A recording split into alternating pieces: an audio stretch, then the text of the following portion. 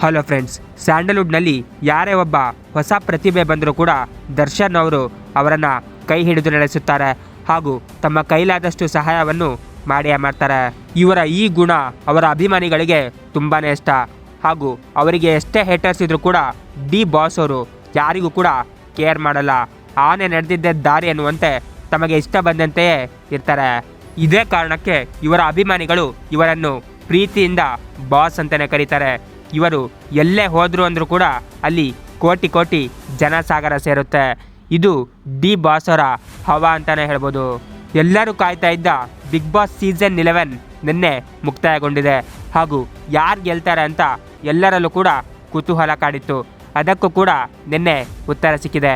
ಹೌದು, ಹಳ್ಳಿ ಪ್ರತಿಭೆ ಹನುಮಂತ ನಿನ್ನೆ ಬಿಗ್ ಬಾಸ್ ವಿನ್ನರ್ ಆಗಿದ್ದಾನೆ. ಅದನ್ನು ಕಂಡು ಎಲ್ಲ ಕನ್ನಡಿಗರು ತುಂಬಾ ಖುಷಿಪಟ್ಟಿದ್ದಾರೆ. ನಿಮ್ಮೆಲ್ಲರಿಗೂ ಗೊತ್ತಿರ್ಬೋದು, ಹನುಮಂತ ಬೆಳೆಯಲು ದರ್ಶನ್ ಅವರೇ ಕಾರಣ. ಹೌದು, ಅದರ ಬಗ್ಗೆ ಮಾತನಾಡಿದ ಹನುಮಂತ ಈ ಗೆಲುವನ್ನು ನಾನು ಡಿ ಬಾಸ್ ಅಭಿಮಾನಿಗಳಿಗೆ ಅರ್ಪಿಸುತ್ತೇನೆ ಅಂತ ಹೇಳಿದ್ದಾನೆ. ದರ್ಶನ್ ಅವರು ನನಗೆ ದೇವರಿದ್ದಂತೆ, ನಾನು ಈ ಮಟ್ಟಕ್ಕೆ ಬೆಳೆಯಲು ಅವರೇ ಕಾರಣ ಅಂತ ತಿಳಿಸಿದ್ದಾನೆ. ಹೌದು, ಡಿ ಬಾಸ್ ಅವರು ಯಾರಿಗೆ ಸಪೋರ್ಟ್ ಮಾಡಿದರೂ ಕೂಡ ಅವರು ಸಕ್ಸಸ್ ಆಗಿಯೇ ಆಗ್ತಾರೆ. ಇದು ಡಿ ಬಾಸ್ ಅವರ ಗತ್ತು ಅಂತಲೇ ಹೇಳ್ಬೋದು. ಇದರ ಬಗ್ಗೆ ನಿಮ್ಮ ಒಪಿನಿಯನ್ ಏನು ಕಾಮೆಂಟ್ ಬಾಕ್ಸಲ್ಲಿ ತಿಳಿಸಿ ಹಾಗೂ ಇದೇ ರೀತಿಯ ಹೊಸ ಅಪ್ಡೇಟ್ಸ್ಗಳಿಗಾಗಿ ನನ್ನ ಚಾನಲನ್ನು ಸಬ್ಸ್ಕ್ರೈಬ್ ಮಾಡಿ. Thank you.